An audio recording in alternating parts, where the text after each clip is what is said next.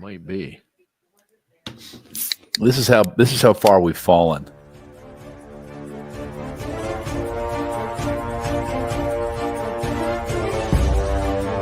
Trying to figure out what it.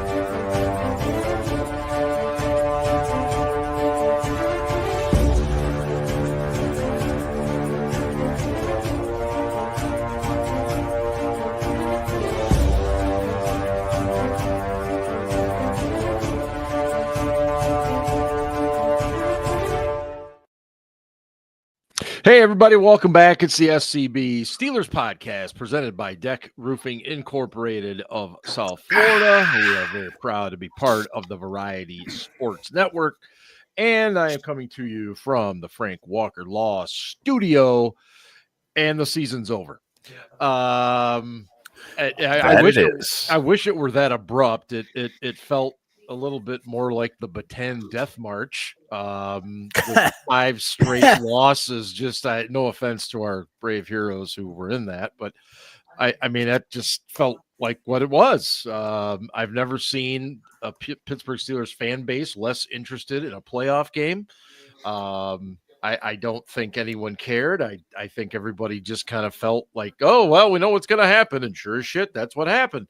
I'm gonna say, don't speak on my behalf there. Well, I knew it was gonna happen, and I was fucking pissed. Oh, I am not saying that I cared. Pissed. I cared a lot.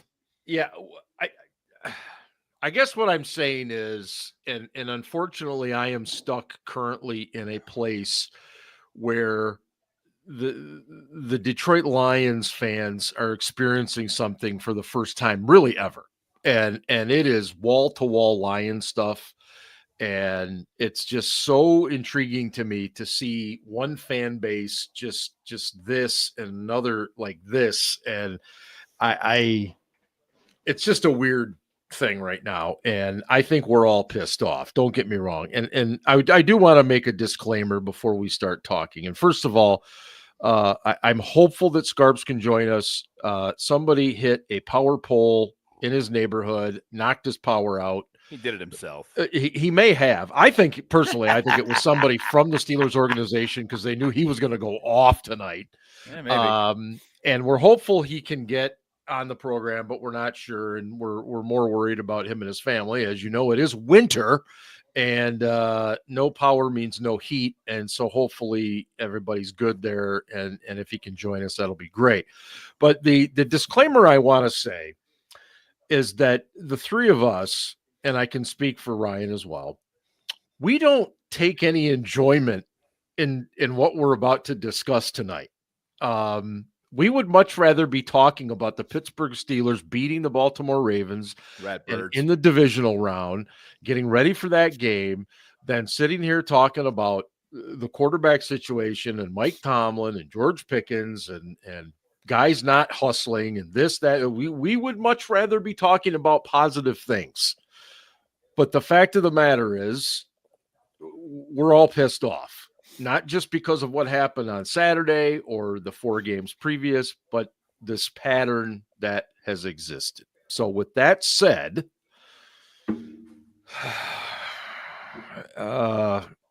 it did feel long, Ian, to get from the game Saturday to tonight. It felt like 3 weeks. And I'm telling you right now, it was a good thing, because I think all 4 of us, had we had a show like Sunday night, Monday night, Tuesday night, we would have gone off. We would have. We've had time to collect ourselves. And look, I do want to talk about the Baltimore game, but I know it's going to be hard not to just start pushing right into the offseason. And believe me, for those of you that know the show, we are here all year.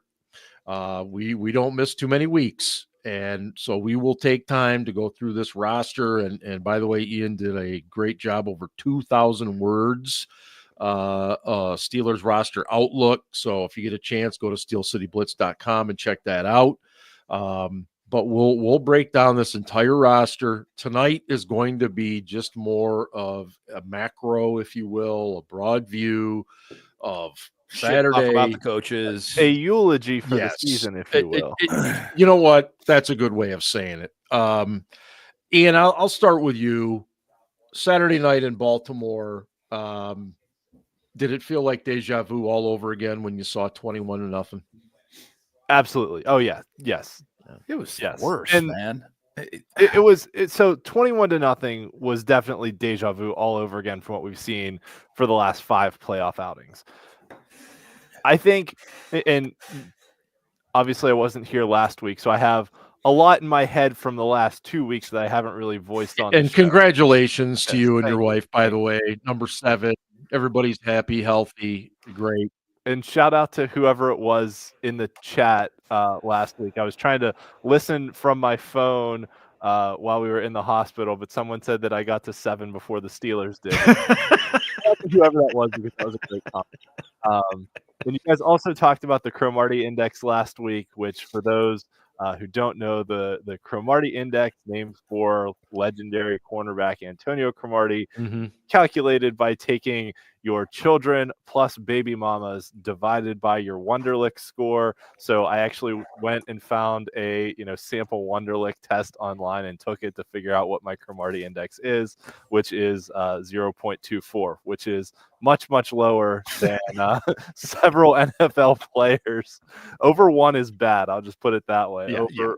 You do not want to be over 1. So at any rate, I think coming into the game, what's Phillip Rivers' Cromartie Index? We need to figure that out. We do. We got to look at his. Yeah. That dude's got like 20 kids. Seriously. And they got more on the way. Yeah. Ian, if you would make your comments, then I'll turn it over to Ben, and then you can look up Rivers. All right. So I think coming into this game, the sense was they were going to get their asses kicked. They got their asses kicked the last time in Baltimore, and you were just hopeful that they could come in and show some emotion and put up a little bit of a fight. And they're out there in the first half jogging on defense, looking lackadaisical. Like, it was like the team knew it was inevitable and didn't even try. And I think for us as not named fans, Cam Hayward. Right. Well, not named Cam Hayward. Yes. Well, yes. Cam coming off the flu played his ass off. And I think for the fans, that's the most disappointing thing. And that's why there's been so many calls for changes across the board, from Tomlin, from coordinators to position coaches. A few weeks ago, us on this show were saying, maybe replace Pat Meyer, maybe work on add a few assistant coaches here and there, but wholesale changes might not be necessary. But just the way they approached the last 2 games of, basically just trying to bleed the clock and run the ball, which was Tomlin's game plan against Cincinnati, and then looking just completely like they didn't even want to be there in a playoff game, was really disheartening for everyone watching the game. And it was embarrassing. It was embarrassing as a Steelers fan. It was humiliating to watch that effort. Yeah. What effort? Yeah. There was no effort in the first half in particular. Oh, shit. Oh, the entire game, there was no effort along the lines. The lines got blown out. Yeah. All game long. That was the thing that was the most embarrassing to me, was the lines got blown out all game long. Yes, Derrick Henry is really good. Yeah. But when you give him 3.5 yards and get him to the second level, and he's got a full head of steam, he's really fucking hard to take down. Yeah. He's a large man, and he's a fast man. You can't do that. You got to stay in your gaps. You got to try and meet him at the line of scrimmage. Only way you give yourself a chance. And when they did that, or they met in the backfield, they actually were successful. But overall, the guy averaged 6.7 yards per carry or something. It was embarrassing. Ben, let me ask you, why do you think they were going with the strategy of tackling Derrick Henry on the read option rather than what seemingly had worked for us in previous games, where we were more likely to tackle the quarterback? What I saw happening early was we were sending our edge guys at the running back, and we were scraping our inside guys out to the quarterback. And I didn't understand. We were crashing the outside linebackers down. Yes. On the running back. Yes. Flat. Yep. And leaving the quarterback free. And the quarterback was supposed to be contained by the safeties, linebackers, inside linebackers, and the corners, none of which were successful in containing him. And when it continued to not work and Lamar kept killing them over and over and over again, they didn't adjust. Why do I think they did it? Because they're fucking stupid. Mark, I don't know. I'm watching it going, this is why we hate Terrell Austin. This is why we hate him. This is why we hate his guts. But Mike Tomlin runs that defense. I mean, yeah, Austin calls the plays and he calls the coverages, and yes, he drives me nuts. But Mike Tomlin designs and runs that defense himself. And that game plan flat out sucked. It was horrible. No argument. Yeah, and to Philip's point, to Melvin's point, the predominant way of thinking in those situations is you hit the quarterback and you keep hitting the quarterback. You make the quarterback not want to carry the ball. You get to that. Exactly. You make him want to get rid of the ball early. Yes, absolutely. You don't make him comfortable. I mean, and the other thing that he was doing on pass plays was he would take these 15-yard drops. Huge drops. Did you see those? Which just gave him more room to maneuver in the backfield and either find a way out or find a guy down the field.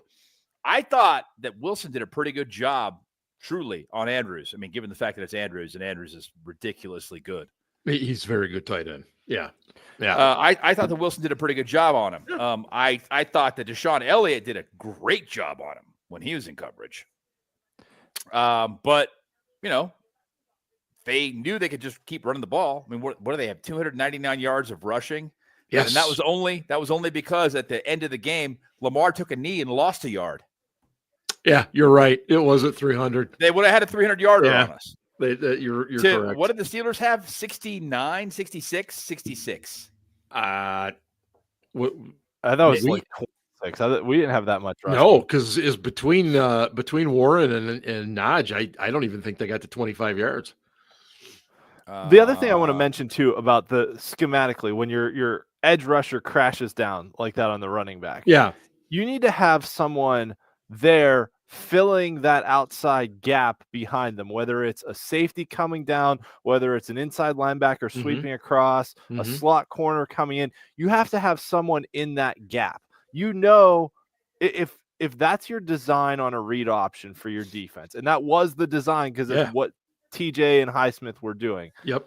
If that's your design to have the outside guy not playing contain, but crashing down, you have to have somebody else there playing contain. And their problem was whoever was supposed to play contain, whether it was Minka or a line, no one was doing it. And the reason they were successful against Lamar in the past when Keith Butler was coordinator, and even after the first couple years of Austin, the outside guy, whether it was Watt or Highsmith or Bud Dupree before him, was going straight for the quarterback, which was essentially going for the mesh point, right? Where the quarterback's holding the ball for the running back. So you're going to the quarterback. And I remember plays when Bud Dupree would just hit Lamar Jackson even after he handed the ball off, just to remind him, hey, I'm here all night. You're going to keep that ball. I'm going to hit you. You're going to, even if you hand it off, I'm just going to bump you just to let you know.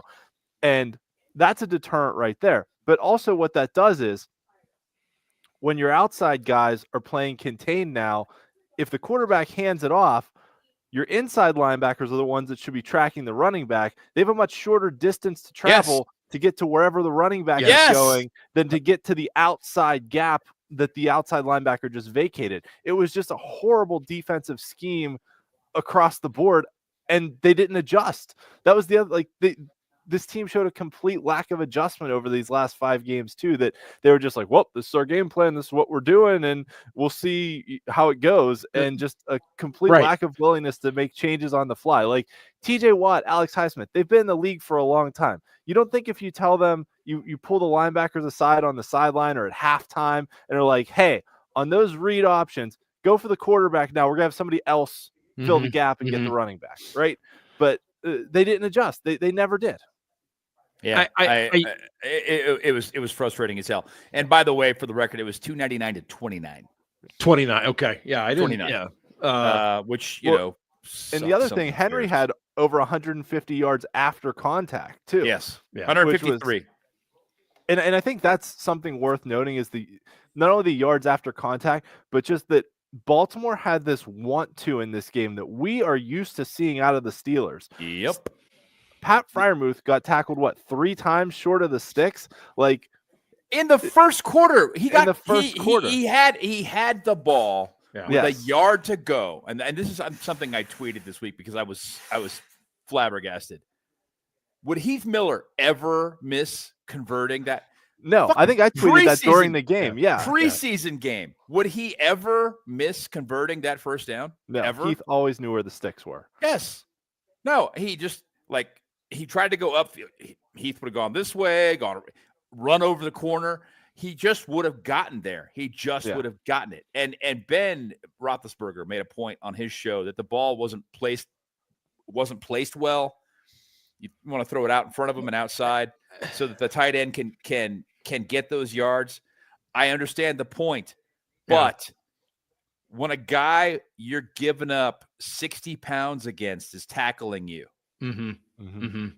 you should be able to get a yard, man. 1. Yeah, that's all you needed. And some of it's just want to, right? It's that desire to get it. Yes. And it's a theme, man. It's a theme. Yeah. It's basically this team. I'm sorry. Love them. The last 5 weeks, at some point in all those games, they quit. And it seemed to be getting earlier and earlier and earlier in the game as the season went on. And can I talk about the it seemed like it seemed to me as though in this game, and it's a fucking playoff game, when the intensity level should be through the roof. Yes. It felt like they quit about the middle of the first quarter. Is that me? Am I exaggerating? Well, I think, and Ian, I'll let you get that. I'll just say this real quick. I thought Dante Jackson coming up to support on the one play. I mean, it looked like walking backwards. Yes. Yeah. What was that shit? It looked like a 4th grader playing tackle football for the first time and just not really. You know what? I'm not really into this right now. And then Minka, it was already a bad tackle from Minka to begin with. Yes. Absolutely. Who is that guy? Who's wearing 39? That's not who the fuck is this guy? That's not Minka Fitzpatrick. No urgency, nothing. And then Jackson coming up and kind of hang on. Maybe if we try asking nicely and hugging them, they'll stop running forward. It was night and day between one team that wanted it and one team that was ready to get it over. And it was the same thing the week before. Yeah, it really was. The Bengals are fighting for their playoff lives. Yep. And the Steelers are like, we're in the playoffs. We'll just take it easy, take it light. It's fine. Yeah. Yeah. Ian, what did you want to add? Yeah. So Ben mentioned about kind of the team quitting, and Brooke Pryor, who I think is a pretty good reporter out of the locker room. Yep. After the game, she tweeted and I think said on ESPN that basically 3 weeks ago, after they didn't clinch the division in Baltimore and got beat there, felt like a funeral in the locker room. And this game felt like the last day of school when everyone had failed, that there was like more relief that it was over than anything else. And thinking back on it, they were 10-3. They went to Philadelphia, and everyone kind of knew that game didn't matter. It was a nice to win game, but it didn't really matter. Right. And the defense was on the field forever. Things weren't really clicking, but we kind of had our sights set on Baltimore. So at the time, you were kind of willing to forgive that effort in Philly because you were like, go get it in Baltimore. You can win the division. Go do it. And I think the team, thinking back on it now, put so much emotional investment in that first game in Baltimore to try and win the division that when they didn't do it, they just like kind of gave up on the rest of the season, that they were like, well, we're probably not, we got to play Kansas City now. And, and on 3-4 days rest too. Yeah. Just kind of, hung their heads and like Ben said, started kind of quitting earlier and earlier in the games. And, or I don't know if it's worse, like didn't even show signs of life from the beginning, right? Against Cincinnati, we were down 19-7 Yes. in the third Yes. quarter, and we're still trying to establish the run. And in this game, we're down 21-0 and just like didn't even look like we cared in the first half, and showed a little bit of a spark in the second half. But I mean, too little, too late at that point. You're down 21-0. So I think it's just and you're playing a softer defense at that point. Yeah, you gotta acknowledge that. Yeah. Yep. I mean, don't get me wrong. Those long plays that they made in the second half were pretty. Okay. They had drives of 82, 90, and 95 yards, and they got 14 points out of them. All right. Mm-hmm. But you got to do that earlier, man. You got to do it earlier. And like I said, they were giving away all the underneath stuff and letting them continue driving it down the field. And I'm talking about the Ravens, allowing the Steelers to do so. But there were some nice plays in those drives, but they were moments that it was too little, too late, as Ian just put it a moment ago. It's like, you're down by 21 against an offense that has shown all day long that they can score at will against your defense. Yeah. It could have been way worse. Absolutely. It could have been way worse. I thought Harbaugh took his foot off the gas, to be honest with you. He did. At halftime, he absolutely did. He was like, you know what? We're just going to contain. We're going to save some guys, make sure nobody gets hurt. Mm-hmm. We're going to play a conservative game the rest of the way. His defensive linemen, though, were kicking ass the entire game. They didn't seem to care. They were just like, nope. It was an ass kicking. It was humiliating. And again, along the lines in particular, that's the thing. I went back and watched the game again on Sunday because I'm a glutton for punishment. So you must really hate yourself. Yeah, really. And the lines were getting blown out on both sides. Yeah. We did not own the line of scrimmage. That right there. We did not own the line of scrimmage. We got out-Steelered. Mm-hmm. That, and I think that is sorry, the Mark. most I'm just going to say that to me is the most troubling part of all this. I'm like right now. I'm like, we've been talking about Pat Meyer. Maybe should go for a while. Absolutely, he should be gone. I'm surprised he hasn't been jettisoned already. I am thinking along those same lines with Carl Dunbar. I am sorry. Yeah. But when the line of scrimmage gets owned like that by the opposition on a consistent basis for 5 weeks, the most important 5 weeks of the schedule, I mean, it just seemingly got worse and worse and worse and snowballed. Oh, these guys were in quicksand and they couldn't get out. Sorry, it was awful. I'm laughing at the snowballing reference because there was the thing that happened in Tomlin's press conference. Oh yeah. Yeah. What? I missed it. So after the Philadelphia game, I don't know who it was. Yeah. But there was supposedly a female reporter that asked him, how do you stop one loss from, snowballing? Yeah. Into more, and he's like, it's just one loss, let's not be dramatic about it. And then she got like roasted on Twitter by like the Steelers Sunshine crew that's like, you should believe everything Tomlin says, why are you coming after our hero? And then the one loss turned into 5, and it was just like it exactly snowballed because it's like, okay. But nevertheless, so I want to say 2 things. One, Steelers Freak brings up a good point in the chat about this team being soft. They were soft, and it's not just a soft effort on the field. They were absolutely soft physically, that they got their asses beat and run over. They were also soft mentally. Like Najee Harris talking after the season about like, oh, we let some outside noise from the media get into the locker room and kind of brought us down a little bit. Like, you're professional athletes. You got to be mentally tougher than that to be like, well, some outside people said some mean things about us that hurt our feelings. So, yeah. And what was said that was mean? I mean, that's what I would like to know. Yeah. I mean, did somebody write something about one particular player or something? I mean, what? I don't know what it was, but this team absolutely is just soft across the board. They are. And maybe I'm taking some thunder from Starks. I'm watching it, and I'm like, their give a shit is broken. Mm-hmm. Yeah. And I'm gonna word it like that. Their give a shit is broken, and that's why people are pissed off at Tomlin. Like they didn't care. They didn't match the level of intensity with the Bengals, who honestly are not a very good team. I'm sorry. I thought the defense played very well against Cincinnati. The offense was kind of like, Yeah, it was same as Baltimore. They made some plays late.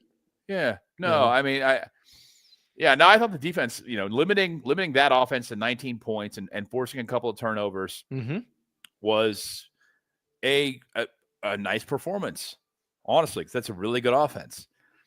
But overall, I just was not impressed with the overall effort and the level of intensity. And I said it during the game, they just want it more. And this is the Cincinnati game. They definitely wanted it more. When the Steelers played the Ravens definitely wanted it more than the Steelers did. Yeah.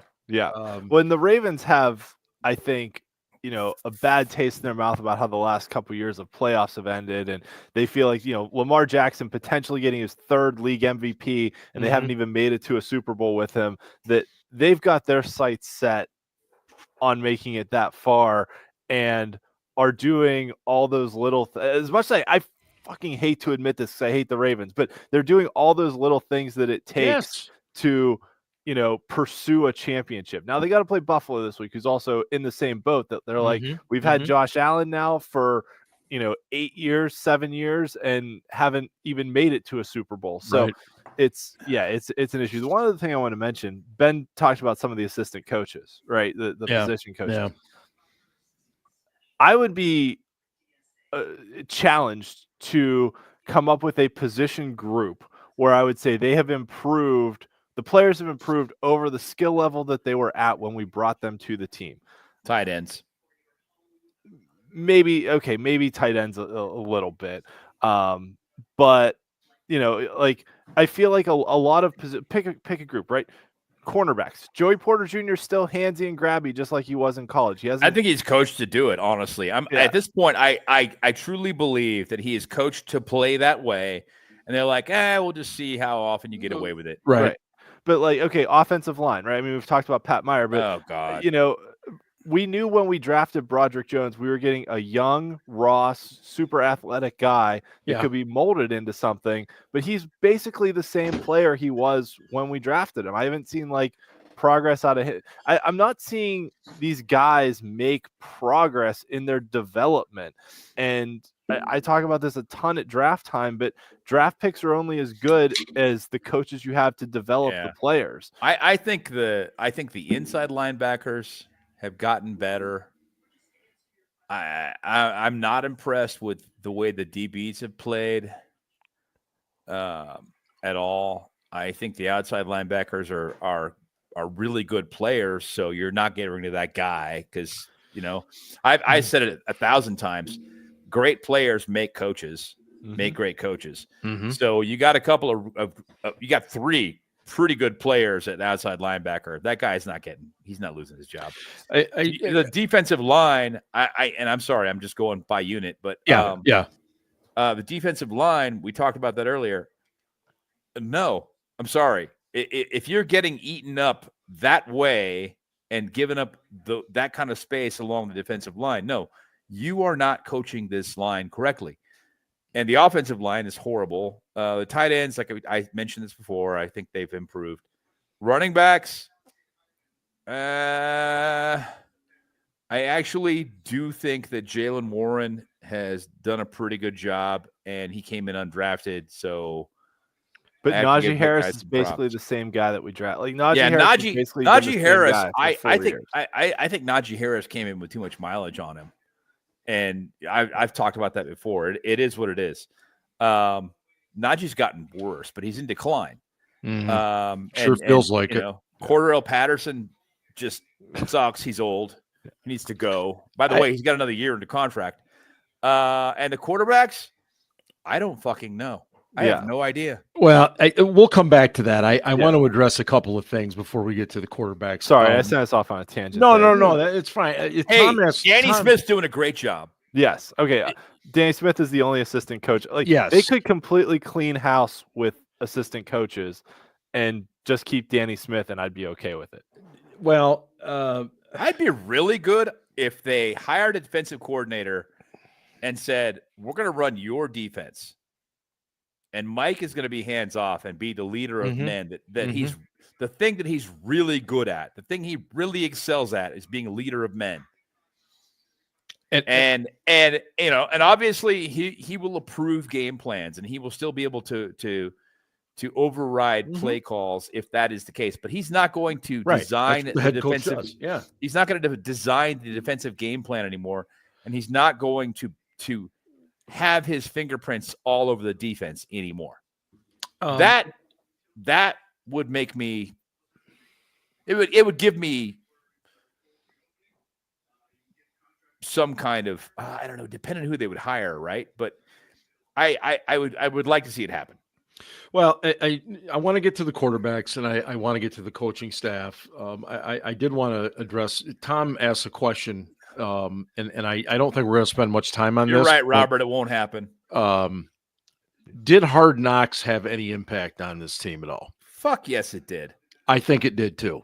I'm not going to say that it. I'm not going to look at it and say that's why we lost 5 in a row. I'm not. The schedule.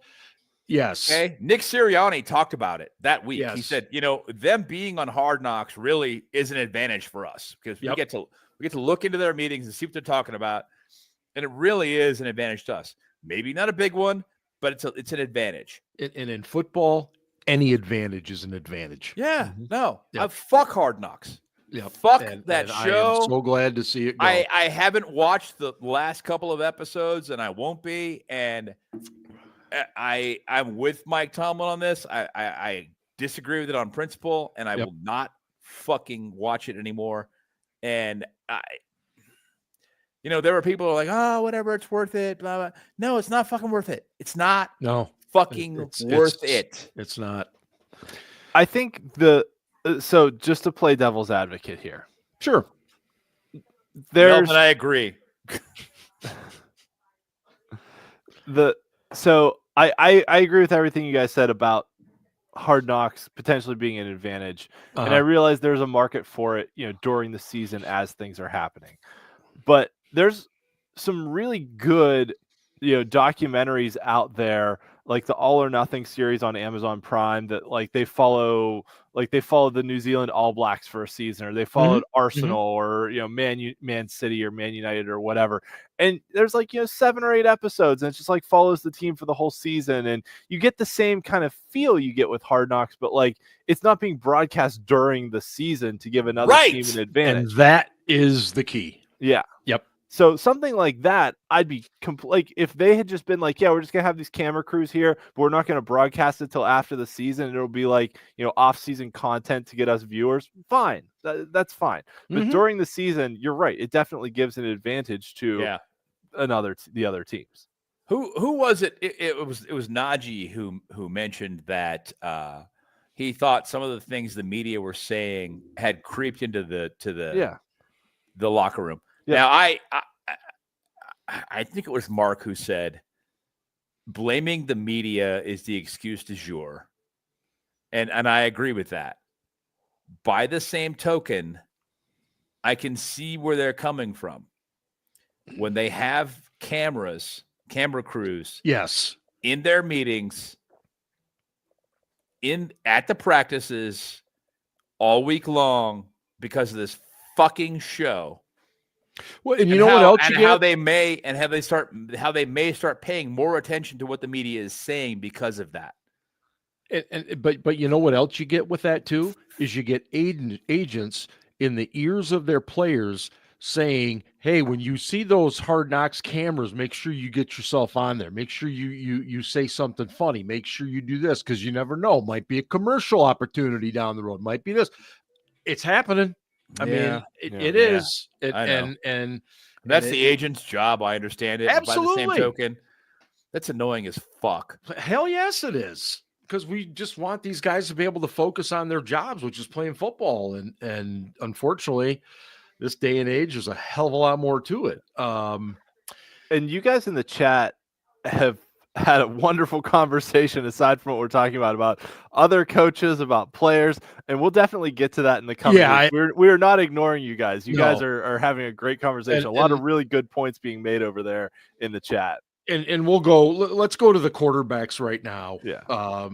Because you definitely have a core group of people in the fan base that think Justin Fields is the answer. There's still people that support Russell Wilson as the answer. There's people that think there are people like me that think neither one of them are the answer. Yes, there are. And I, at this point, I guess if you would have asked me 6 games ago, I would have said, shit, it's a no-brainer. Russell Wilson's coming back. Now, he said on Saturday night after the game, I love Pittsburgh. It's been great, blah, blah, blah. And then, of course, you hear, the rumors out there. Oh, well, he didn't get along well with Arthur Smith and then blah, blah, blah. I mean, all that shit's going to come out now, whether it's true or not. People are going to want to try to get clicks. It's what they do. So I don't really know what that truth is. But what I do know, you don't have a guy. Fields offers you some things, but he has limitations, and Wilson offers you some things. Sucks. I'm not disagreeing. Sucks. I'm not disagreeing. And but honestly, people will say, but he went 4-2 though, Ben. Sure, super cool.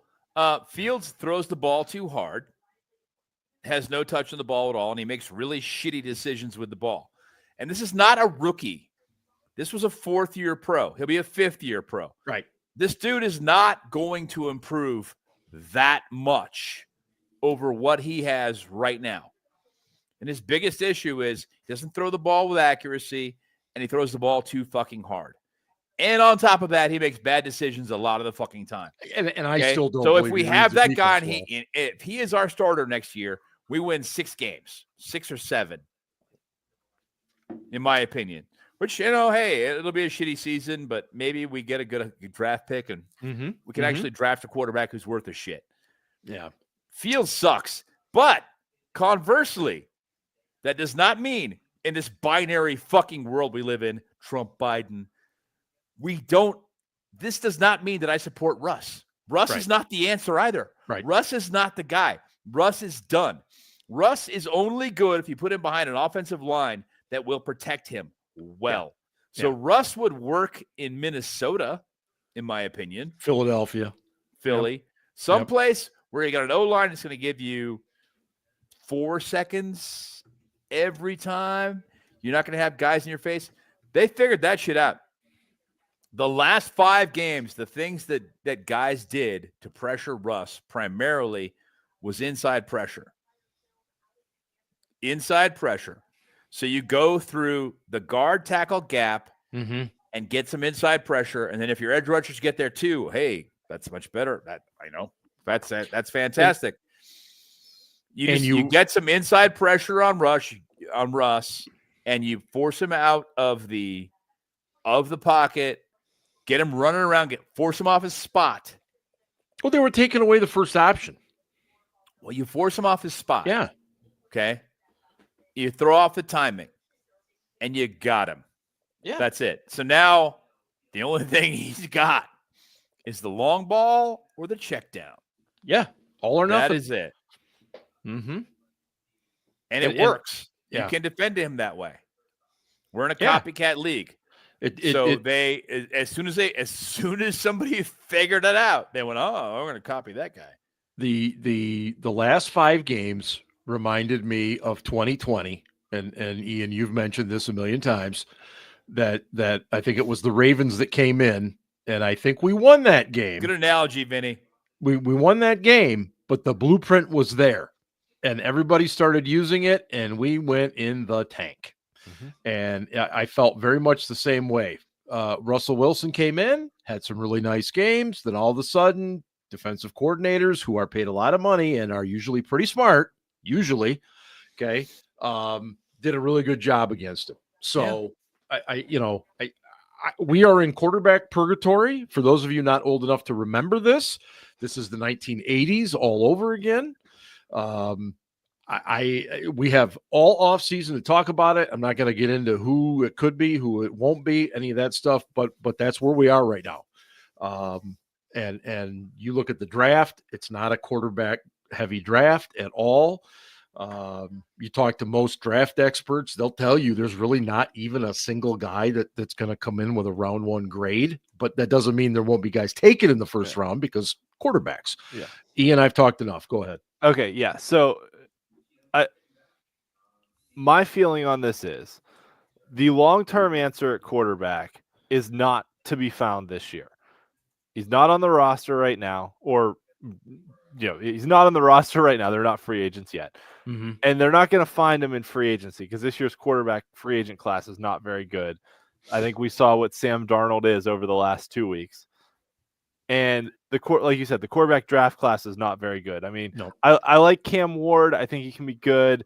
Quinn Ewers declared, but he's Streaky. been up and down, streaky. Yeah. I would not touch Shedeur Sanders with a 12-foot pole. So what if he was there in the third round? Shedeur? Yeah. Third round? I might then. I'm serious. I might do that. Okay, maybe in the third. That's fair. Because, yeah. I mean, because he does throw the ball well. He's a talented. He is a talented kid. He does throw the ball well. Okay. You are inviting LeVar Ball onto your team. Yeah. But yes. But he throws the ball with touch and he's accurate. Yep. Now, if the Cowboys hire Deion Sanders and want to trade Dallas, he goes to Dallas and they want to trade Dak, then maybe the quarterback of the future is available this year. But that aside, so realistic scenarios, the quarterback of the future is not there this year, right? Nope. But you still have to have someone play quarterback in 2025. That's a bad quarterback class. I guess you do. Yes. I mean, someone has to, right? Go the old single wing. So, right. Bring back Antoine Randall. There you go. What I'm saying, where I'm getting with this is, you don't want to do something that's going to hamstring your salary cap long term, like signing Russell Wilson to a 3-year, $100 million deal. Oh, for the love of God! Right? I'm just saying, right? I know. You're better off long term. Thinking long term, you're better off with Justin Fields this year on a short, like 2-year deal. And I've been saying this all year, right? Offer him the deal that Green Bay gave Jordan Love, right? It was like 2 years, $14 million. It was like $2 million the first year and $12 million the second year, which was basically a team option. That it was like, if you play well, we'll probably extend you or pay you a lot more. But if you suck, then we can cut you and we're at no worse off, right?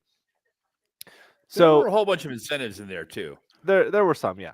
But either way, whether it's Fields or somebody else who's a free agent right now, like a short-term, low-contract deal that doesn't hamstring you long-term sets you up much better for the 2026 draft, which is in Pittsburgh, by the way. Oh, that wait out your new QB, baby. That you could, even if you go 9-8, because Tomlin doesn't have a losing season, you could do what Buffalo or Kansas City did and make a big move up the draft. Trade away your next first-round pick, move up the board, go get a quarterback. You don't, and both Buffalo and Kansas City have proven you don't have to get to the top 2 or 4. You can get to that 7 to 10 range and still find somebody who's all right. So I guess my point is, we're not going to find the long-term quarterback this offseason. I will guarantee you, we will spend a lot of time on this show talking about quarterbacks because it's parsing the most them out position. A little bit. But the long-term answer here is not to be found this year. So we're going to just have to get through 2025 with something. This sucks. Someone. This sucks. It does suck. Well, and actually, it does suck. A lot, because there are no good solutions at the quarterback position. No. There are none, and it sucks something fierce because, and people get in arguments with me when I criticize their Russ take or I criticize their Justin Fields take. I'm like, yeah, well, I'm not saying Justin Fields sucks. It's not binary. If you criticize one, you can criticize the other two. I don't know how people can't understand this. It's not either or. It's not because that's the world we're in right now. If you don't like Justin, yeah, go ahead and give Russ $30 million a year and see what happens. No, dude. Listen, first off, nobody's giving Russ $30 million a year after the season he just had. That's not happening. First. Second, no, Russ sucks too. There are no good options. Honestly, if we had a decent offensive line, maybe Sam Darnold, maybe. Okay, two things real quick. And Freak made a great point here, and I think this is the same point that Arthur Moats made this week on the radio. That's what I was going to bring up, was the Arthur Moats point. Yeah, which is go ahead, Ian. Go ahead and take it. Okay. Yeah. So what Arthur Moats said was, if you re-sign Justin Fields or Russell Wilson, the worst case scenario is not going 6-11 or 5-12. The worst case scenario is going 8-9 and being stuck in the middle of the draft. Yeah. If you sign one of those guys to a short-term deal and are bad, that actually puts you in better position to get the quarterback of the future, versus if you sign them and have another mediocre season that you're kind of borderline playoff team, you're going to be picking in the late teens, early 20s. Once again, we're 21 this year. Then it's, that's the worst case scenario. So what Ian is saying is, well, that was Arthur Moats saying, but what Ian is really saying, because he's agreeing with this, what Ian is saying is he really wants Kyle Allen or Mason Rudolph to be the starting quarterback. Kyle Allen has as many career starts as Kenny Pickett and has like double the touchdown passes. Hey, but there was one more piece. There was one more piece to what Arthur Moats said, and it was that the Steelers have to be, and again, this is what Freak kind of alluded to. Yes, you've got to be aggressive. You cannot just say, "Okay, we're picking this. That's where we're going to be." Right. You've got to go get your guy, like the Bills did with Allen. It was more along the lines of exactly. Yeah. The guys, the teams that get the good quarterbacks aren't necessarily, they don't hang back and try and look for a good deal in a trade. Right. The Steelers look for a good deal in a trade. Exactly. Yep. You need to be aggressive and look for the deal. Yep. And do what you need to do to make it happen. Now, by the same token, I hear that, and I think back to the Devin Bush trade, where we thought we were making the deal for the player, and he was not that guy. I think, that shit like that tends to make owners gun shy. Oh, no doubt about it. As far as the coaching staff and Cecil brought up the point, about telling Tomlin what he's doing isn't working.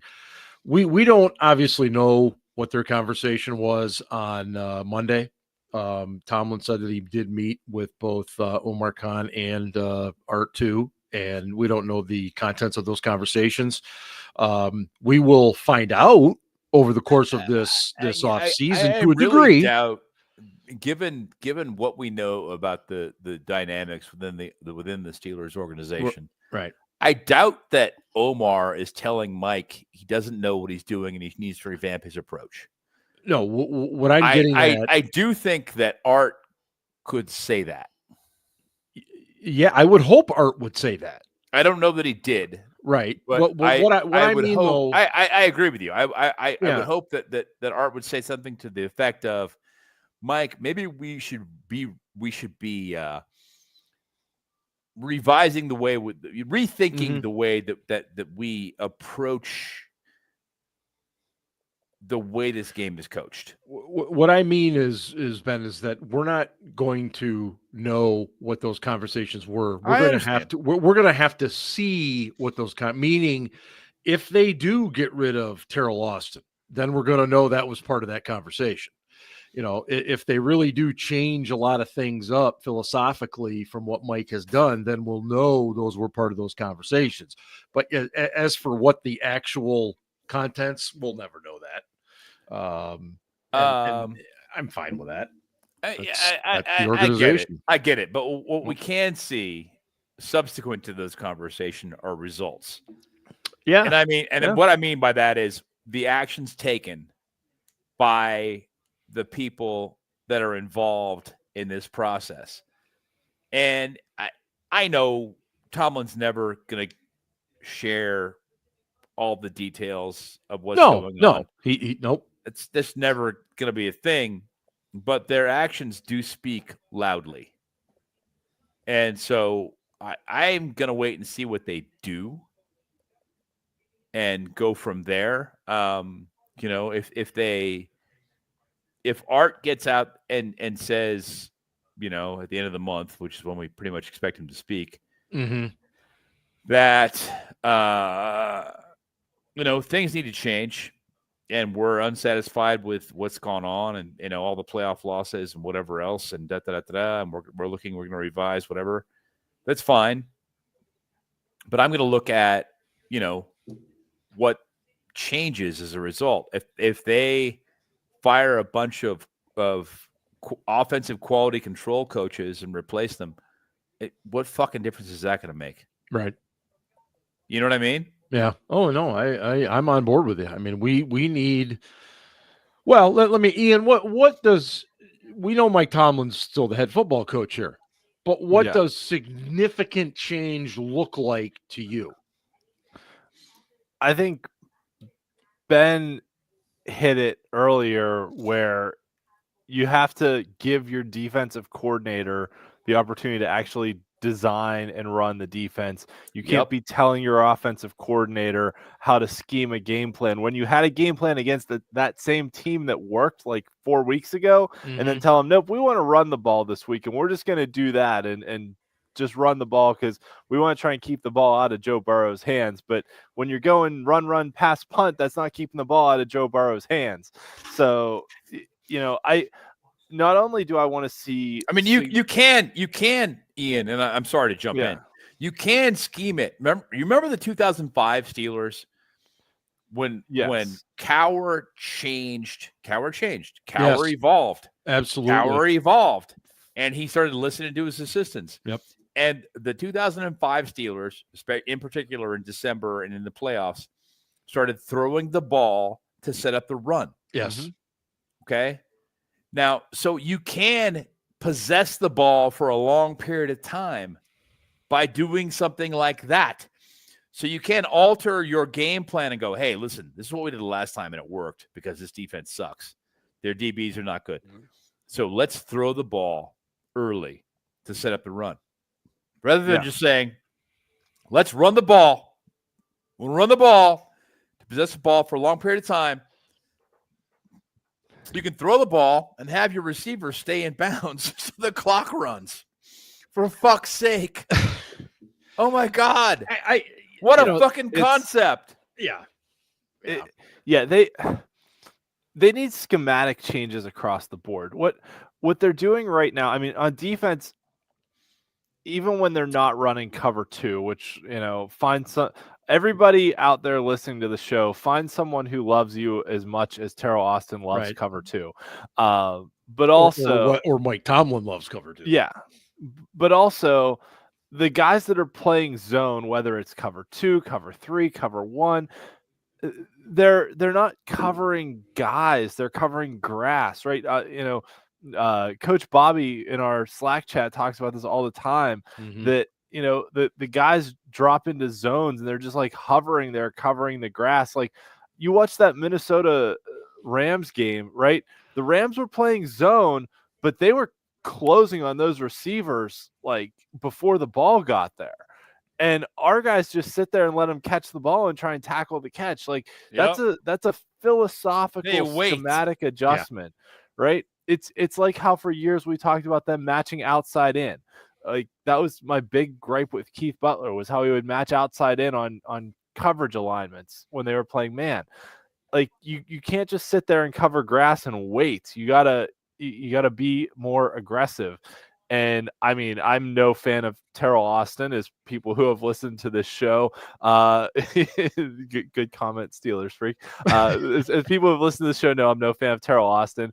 But I think you need significant changes in your assistant coaches. I think they need to bring in more assistant coaches, more developmental coaches, more don't- like look at what the Ravens did, right? The Ravens hired Chuck Smith, who was like the pass rush guru for years, right? Yeah. He had his own independent business Yes. out there on pass rushing that he taught guys across the league. And the Ravens were like, we're going to hire this guy to teach. He got our Bud Dupree edge a big rushers. contract in Pittsburgh. No, actually in Tennessee. Tennessee.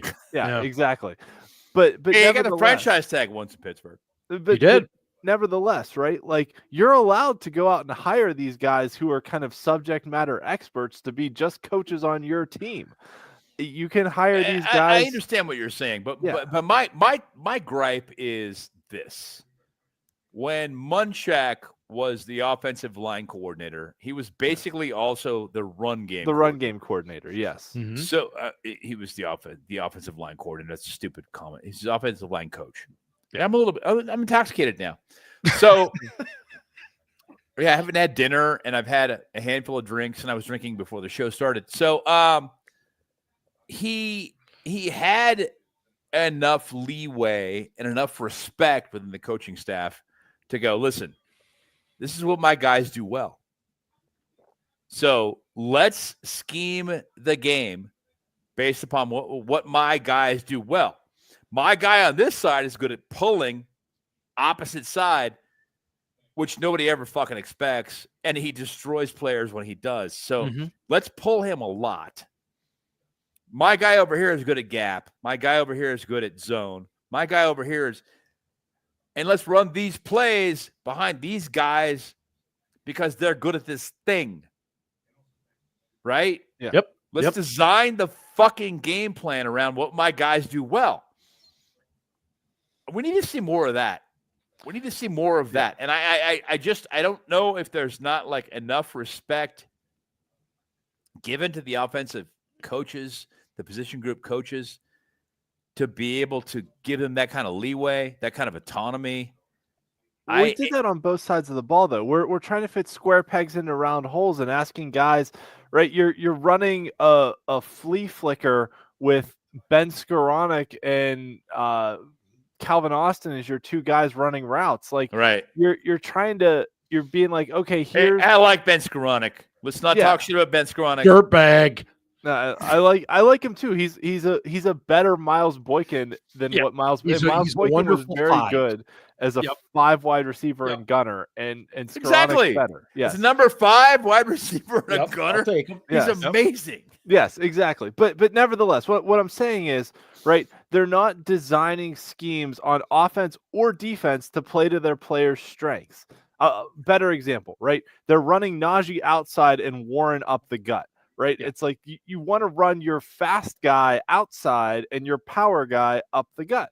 And it doesn't seem hard, but like that's what made the Patriots so good for so many years was that they just did things that played to their players' strengths. They're like, oh, Chris Hogan has good long speed. Well, we'll just put him in the slot and have him run go routes and he'll have 150 yards and 2 touchdowns against the Steelers because they won't know how to cover this former lacrosse player and still don't right. So but it's that kind of stuff where it's like they're trying to fit players to the plays and the scheme rather than designing the scheme to fit the players that they have. Great point.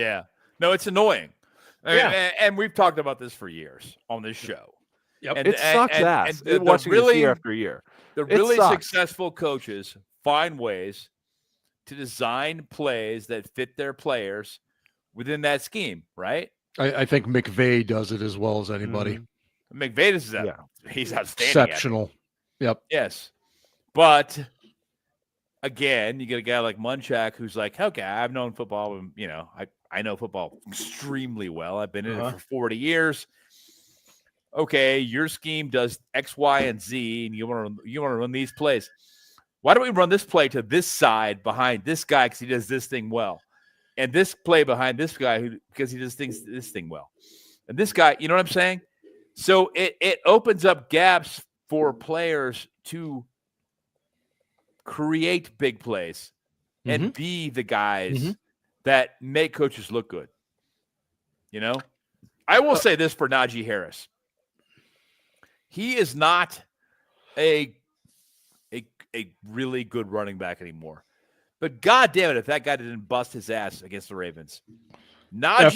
Effort and availability, his two biggest assets. Busted his motherfucking ass in that game. He did.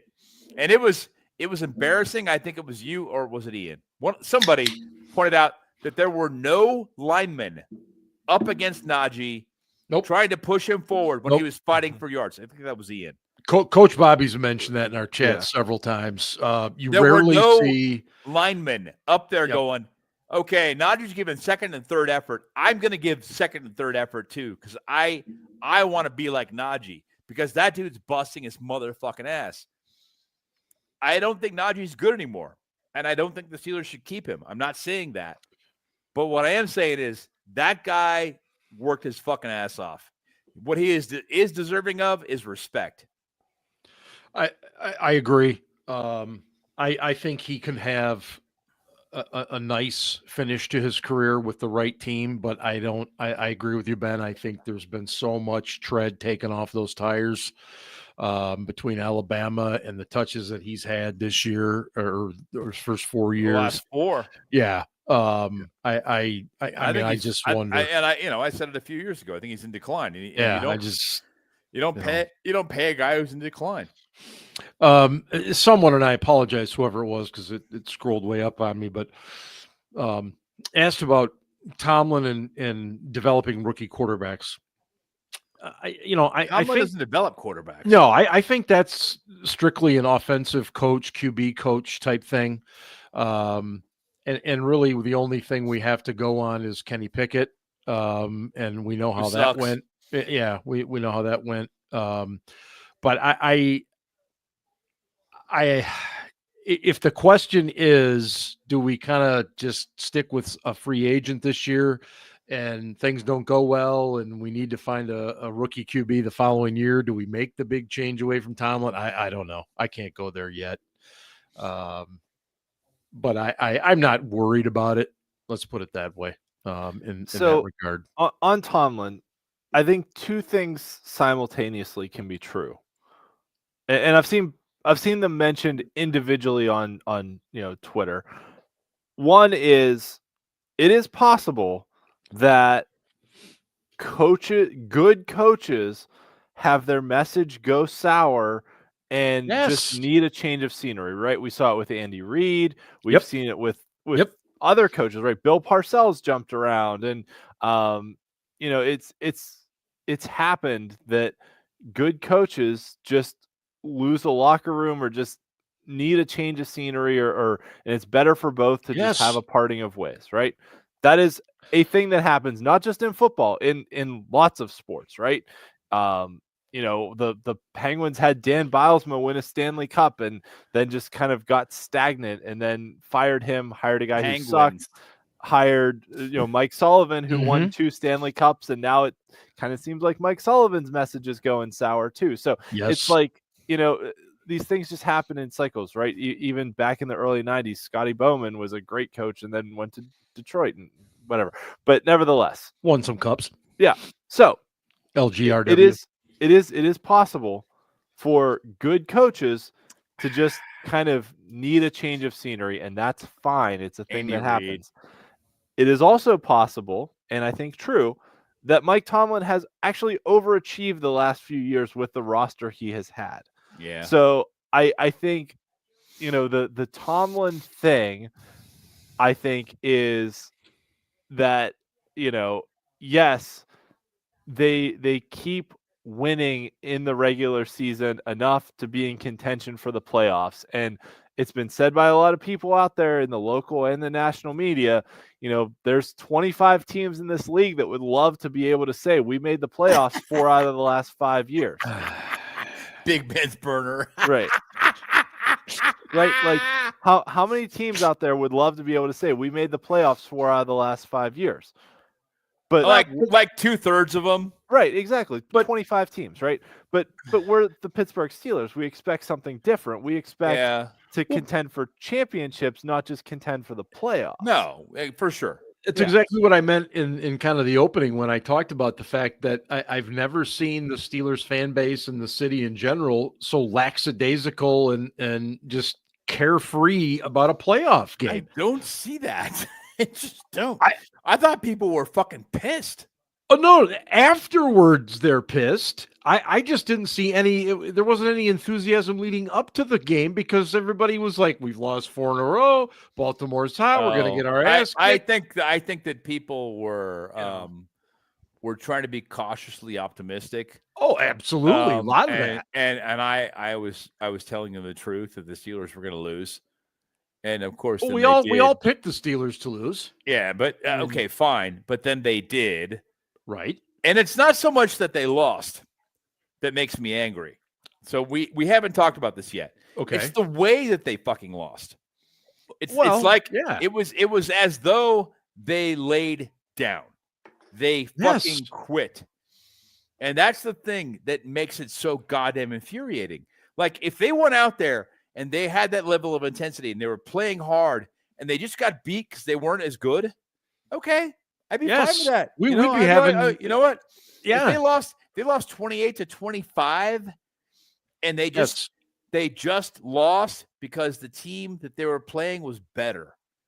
But they matched their level of intensity, and it was a really fucking good game. Yeah. I'd be like, you know what? God damn it. Respect, right? We just weren't that good this year. We wouldn't be as fucking outraged as we are right now. But if they matched the level of intensity throughout December, I'm sorry, last 5 games, if they matched level of intensity versus the teams they were playing in the last 5 games, they would have won at least 2 of those. I think the 10-3 start gave a lot of people false hope, much in the same way the 11-0 start did. I don't. 2020. No, dude, I don't think that's false hope at all.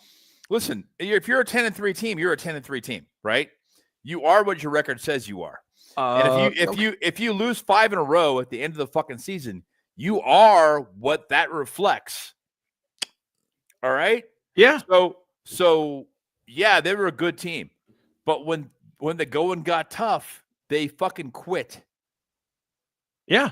And Kirk Herbstreit nailed it. I mean, I couldn't type it into my phone fast enough when he said, "Where's the fight with this team?" Exactly. I mean, to have a guy in the freaking broadcast booth say that's embarrassing as hell. Jogging to the fucking ball. Yeah. Oh, the jogging was, and I understand Patrick Queen was fighting off the flu and had to get multiple bags of fluid, and but still, he had 4 bags that morning, and I give him props for playing. Yep. And Cam coming off the flu and playing anyway, I give him props. Actually, Cam played his ass off. Cam, yeah. I and Deshaun Elliott. Yeah. Jesus, that guy deserves a raise. My God, I mean that dude in every game he actually played in, he played as hard as he could. He is to me what I expect from a football player. Hey, and KZ too actually played pretty well this year and managed not to get suspended, which is something we would have all been wrong about. We thought for sure he was going to. Yeah, and actually, I while we're being positive here, I think they have something in Peyton Wilson too. Sure. Yeah, I agree. Yeah, Yep. Peyton Wilson is okay. Peyton Wilson passing down running back. You know what I'm saying? Yeah. Yes. And every once in a while, he'll make a play on a rundown.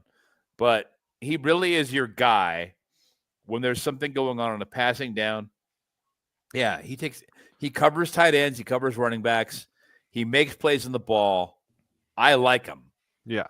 But he's not a guy I would really – I don't want him replacing in Landon Roberts, who I hope comes back.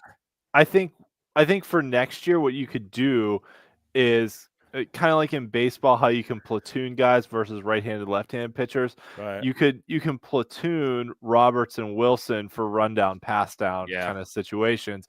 But long term, I think Wilson has some upside that maybe he replaces Queen as that every down guy with a green dot. Maybe if he learns to stack and shed blockers. Yeah. which is not, for a guy like Wilson, is not an easy task to learn. We'll see. He really is a tall, lanky guy. He's not really a guy who does that. He goes around blocks rather than taking them on and meeting the ball carrier in the hole. I think the attitude and the aggressiveness are there. I think he's got to bulk up. That's part of it for sure. I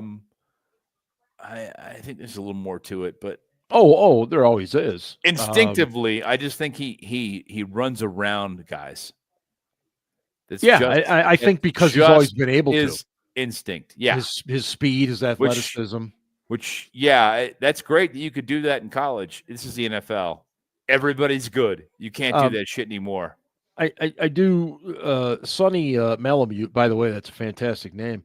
Brought up what? Malamute. Do you like the dog? Malamute? Malamute. Yeah.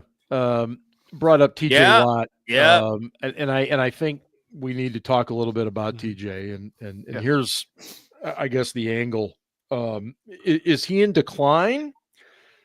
Or was it just a complete and utter failure by Austin and Tomlin to find ways to get him free? Both. Ian, go ahead and start. Go ahead, Ian. Both. So this was his low, other than the season where he was hurt for half the year. Right. This was his lowest sack total since his rookie year. And he's going to be 31 next year, entering the final year of his contract. So is he declining? Yeah, he's reaching towards the tail end of his career, but also the game plan was terrible, and asking him to crash down on the running back every time was fucking stupid. Didn't do him any favors. Right, yes. Exactly. Yes. So there's that. But also for the whole season, we said at the outset of the show, this is kind of the eulogy of the Steelers season. Mm-hmm. Mm-hmm. For the whole year, they basically just sent TJ out there and said, try and get by whoever's in front of you to get to the quarterback. They didn't run a lot of stunts with him, rotating around tackles. Nope. They didn't try and do like disguised pressures. They didn't, even when both Highsmith and Herbig were healthy, they didn't do a lot of moving him around the formation like you've seen the Browns do with Myles Garrett, where they line him up over the center. Or Dallas with Parsons. Right. But TJ acknowledged that he needs to be more open to moving around. He did. Yes. That is true. So was that them or was that TJ? Well, I was going to come to that. Yes. So there is that. Yes. But 6 of one, half dozen of the other, he basically lined up from the edge and tried to run through whoever was there. And it didn't really work out, especially, after he hurt his ankle in Philadelphia, he was clearly playing injured and just wasn't as good for, the back half of the season. Mm-hmm. No argument. Yep. That said, I think they have a really important decision coming here that they need to figure out if they're going to re-sign him to an extension and what that's going to be. And if they are, they probably should try and do it now, coming off this not as good season. Oh, I have an awake kid. Uh-oh. Oh, this is Naomi. I was going to say the baby. I was going to say the baby grew hair really fast. No more swear words from Ian. That's right. No. Rest of the show. Okay. She is not happy. Okay. At any rate, they need to figure out what they're doing with TJ. Frosty the Bear is a new person. Yeah. Oh, hello, Frosty. Frosty the Snowman. Shut up. Listen, as far as TJ goes, I don't think he's in decline necessarily. Maybe. I think the defensive scheme this year sucked. I think the defensive coordinators found a way to defend against him. And it was two things. One, chipping against him. They used 3 blockers in succession. A chip, a tight end, a left tackle, and then a running back. Bing, bong, bang. Oh, we can neutralize TJ Watt. And the Steelers did nothing to neutralize that. They did nothing to take him out of that position. But TJ admitted himself, as I alluded to before, that he needs to be more open to moving around. And he needs to look for ways to counter those chips. Those chips tackle, running back kind of successions. I mean, that's got to be that were holding him up for him. For sure. But by the same token, when that's going on for 4 months, at a certain point, your coach needs to go, listen, we're gonna change this. It's happening. You're doing it. Right. You're making $28 million a year to be the guy. We want you to be the guy. You need to move. I kept trying to put myself in his position, and I'm thinking to myself, why in the hell wouldn't I want to move? I'm so tired of getting blocked, chipped, blocked again.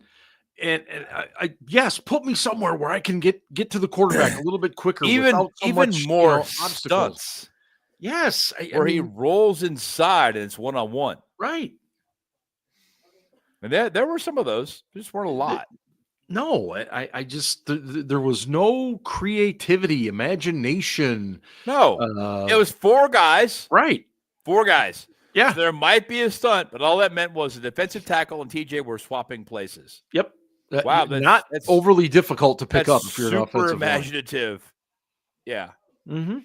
And Watt still had a decent season, Oh, he was defensive MVP through first 12, 13 weeks probably. Yeah.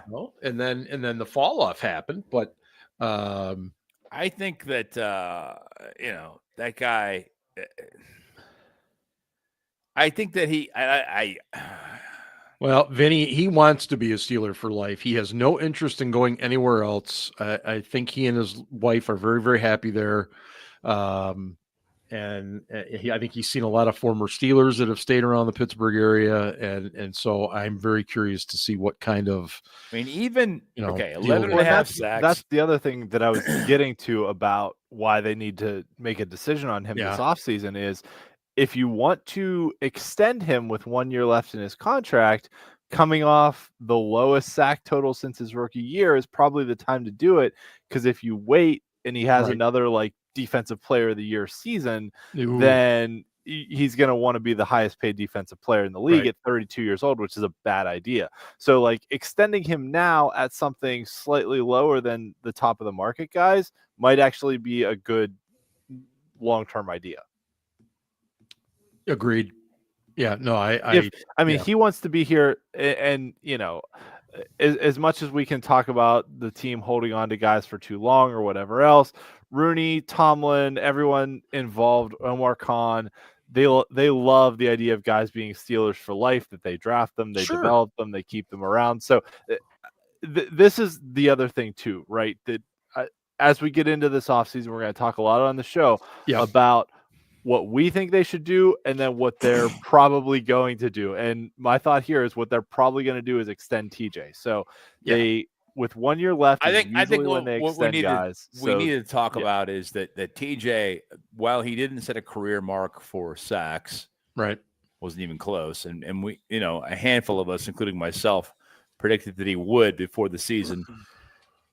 Without taking into account that the league was going to ignore holding penalties for the entire fucking year. And that cannot be just simply passed over. No. They were ignoring it, but it was consistent. It wasn't just TJ. Yeah. Sacks were down across the league because the refs were ignoring holding calls because they wanted to generate more offense. But the thing that TJ did do this year was set a career mark for tackles for loss. Yep. Okay, at 14 and a half, 13 Yeah, it was somewhere up in that area. It was plus what, 6 or 7 forced fumbles? 14 and a half tackles for loss. Yep. Okay, so this was not a terrible year. No. On top of that, if you look at the way they awarded Defensive Player of the Year last year, it was based upon what the offense was doing to counter Myles Garrett. Mm-hmm. If you look at all of the attention paid to TJ Watt week over week, then you understand that he was it's a good point by Jamie. What's that? Yeah. That's out of control. That is absolutely the false starting was. Yeah, I agree. But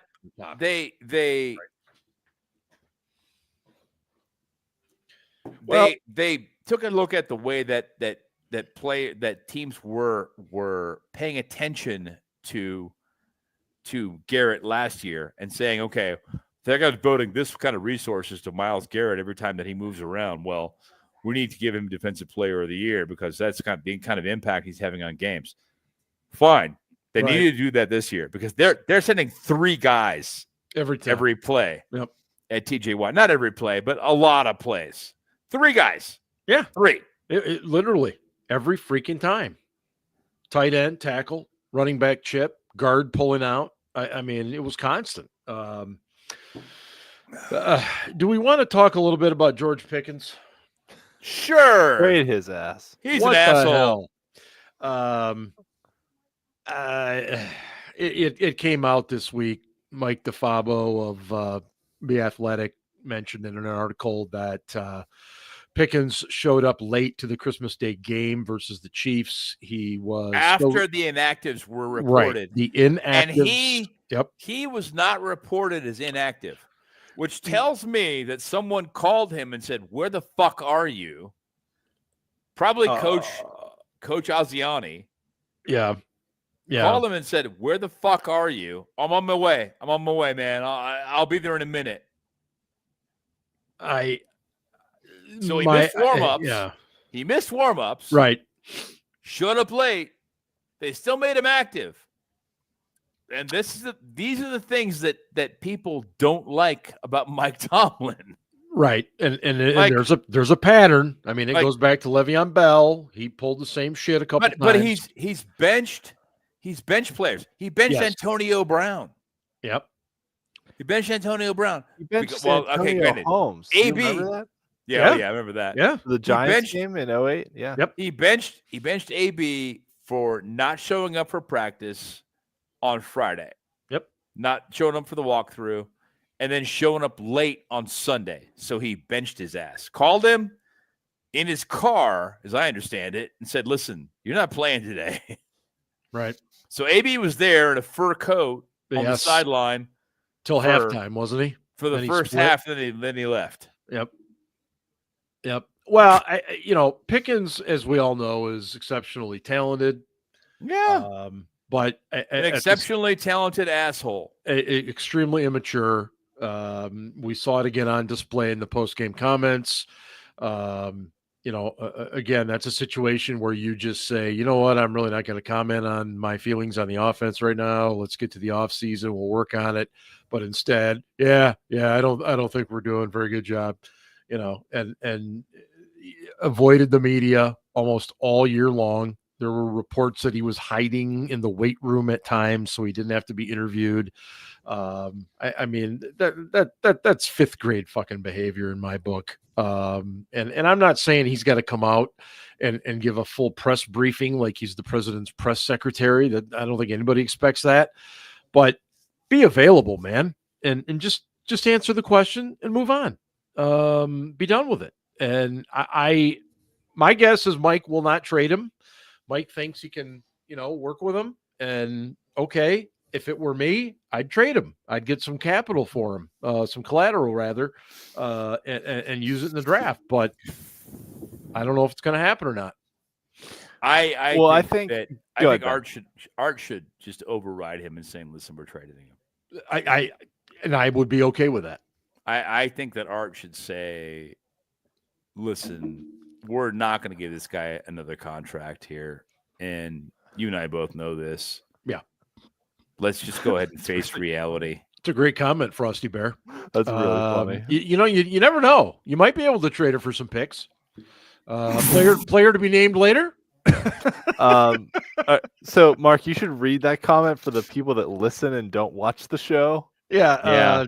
Frosty's a bit of a newcomer tonight. Glad to have him. And he says, he's had some zingers tonight, hasn't he? Pickens makes me drink too much. Well, so does my old lady, but I can't trade her for draft picks at the co-ed dorm. That's good. I'm just saying. So Jamal, he is a competitor. He is young, but I don't know that he's going to grow. The other thing with Pickens, let's not forget, he's entering the last year of his contract, which is typically when he's a fucking douchebag. Extend guys. He's going to get worse. Right. So when you pay him, he is going to get worse. Right. So fuck that shit. Yes. But here's where I'm going with that. Do you want to risk him holding out for a contract in camp or into the season? Like, if you trade him now before the draft and get draft picks this year, then you don't have to deal with the fucking contract issue. If you keep him and are like, we'll just let him go and potentially get a comp pick and whatever happens.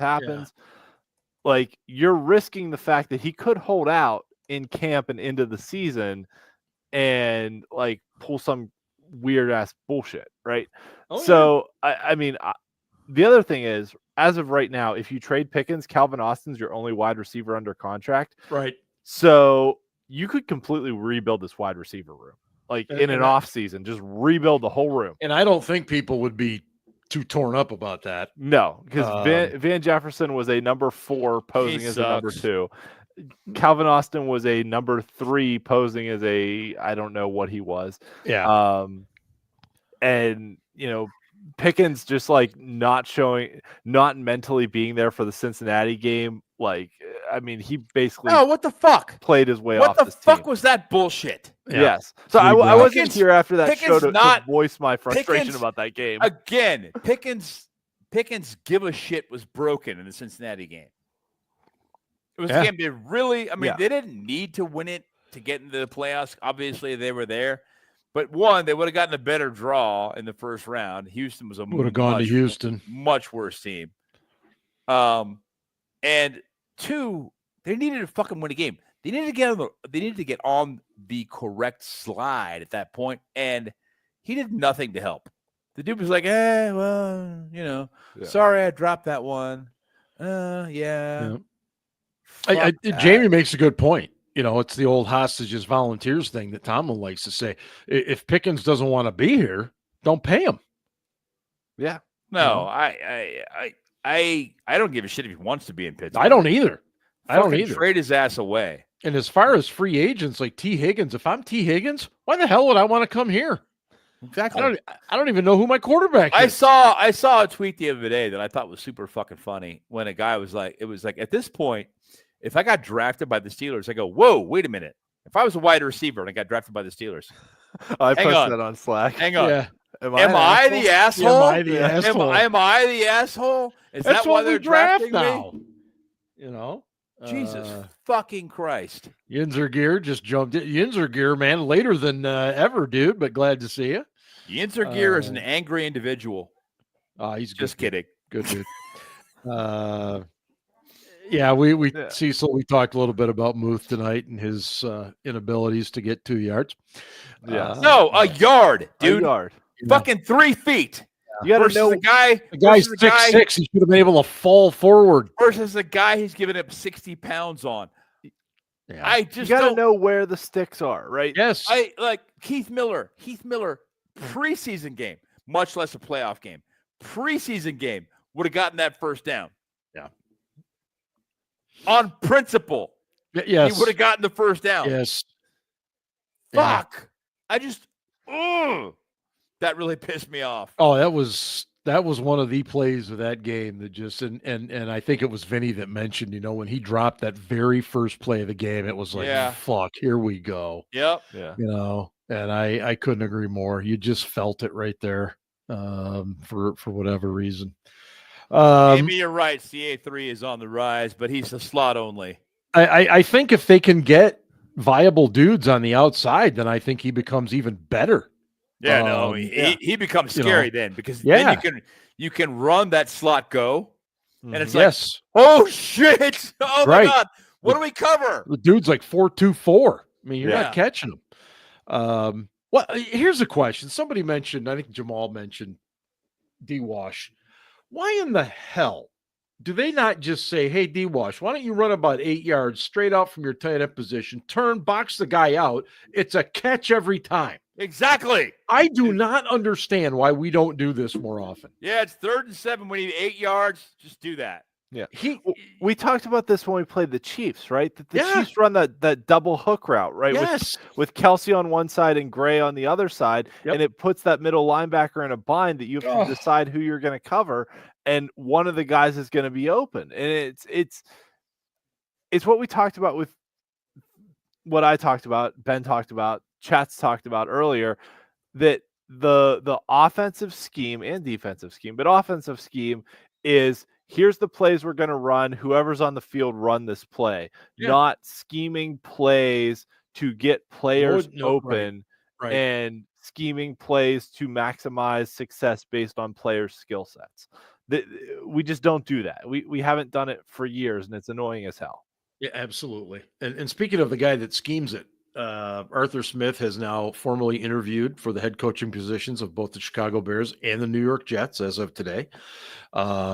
If the Bears hire him with Caleb Williams, it would be the funniest shit oh my ever. God. There's a lot of Bears fans around here, including one of my very, very good friends. And I did not wish that upon him. So you have horrible friends. Well, it's maybe true. But I just, what a riot if he goes to one of those two teams. Of course, the question then becomes does Tomlin actually think outside the box and maybe go get somebody that's somewhat innovative? I doubt it. I think Arthur Smith was hired with Kenny. No doubt. And Kenny Pickett sucks, and so they were trying to maximize his limited abilities. Yeah. Just like Smith had done before in Tennessee. And in that case, the quarterback looked like he was pretty competent. Of course, he had Hopkins to throw the ball to. D-Hop's pretty good. He's a solid player. Mm-hmm. So there's that. And then in Pittsburgh, they thought, well, we still have George Pickens, and if we got Kenny Pickett up to like a respectable level as a quarterback, because we schemed it that way, maybe it'd work. But it didn't, because Pickett decided he didn't want to compete. Right. But the long and the short of it was Kenny Pickett was the driver of that decision. Oh, no doubt. And then he was gone. So it makes it difficult for me to fault the hire given what they had at the time. I think there's a lot to bitch about with Arthur Smith, but I think when you compare him to what we dealt with last year and the year before, I think he was a breath of fresh air in a lot of ways. Yes, there were way too many toss sweeps, and well, you love the toss sweep, I thought. Well, I love it like once or twice a game, maybe with Jalen Warren, not so much with Najee, but so I don't know. You guys have anything else to add? Normally this is the time of the program where we go to Casey Kasem, but Casey has no power tonight in heaven, and that too. That's what I have to add to this. And there's no predictions. Unless, God, of course, you really need to rub the dirty diaper in our faces, don't you, Mark? It sucks, man. It just sucks. It just, like I said in the opening, I would much rather be talking about a divisional game against the Chiefs or the Bills or something. This just sucks. Newborn diapers are disgusting. Hey, listen, the first 2 days, they're the worst. Yeah. That's great, Ian. I really appreciate you. And sharing it kind of looks like a tar. It is like a tar. Super, It's super great that you're sharing all of that with us. Like a tar. Yeah. Didn't want to know that and still don't. Listen, somebody predicted that Kenny Pickett would win a Super Bowl ring before the Steelers did.